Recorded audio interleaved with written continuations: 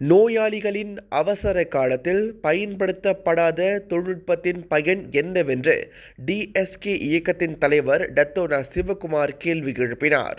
அன்றாட வாழ்க்கையை எளிதாக்கியுள்ள அதிநவீன தொழில்நுட்பம் செயற்கை நுண்ணறிவு பயன்பாட்டில் இருந்தும் நாட்டின் உள்கட்டமைப்பை நிலைப்படுத்துவதில் இன்னும் சிக்கல்களை பொதுமக்கள் எதிர்கொள்வதாகவும் அவர் குறிப்பிட்டார்.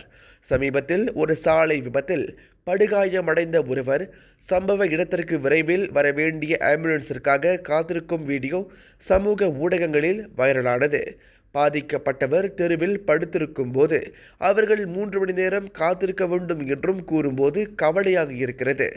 இவ்விவகாரத்தில் சுகாதார அமைச்சுக்கு என்ன ஆனது என்றும் பிரதமரால் சமர்ப்பிக்கப்பட்ட 2025 வரவு செலவு திட்டத்தில் தரமான வசதியான மக்களுக்கு உகந்த சுகாதார வசதிகளுக்கு முன்னுரிமை அளிப்பதற்கு 45.3 பில்லியன் ரிங்கிட் ஒதுக்கப்பட்டுள்ளது. ஆம்புலன்ஸ் ஓட்டுநர்கள் போன்ற முக்கிய பணியாளர்கள் தங்கள் கடமைகளை துல்லியமாகவும் சரியாகவும் நிறைவேற்றுகிறார்கள் என்பதை மறுப்பதற்கில்லை.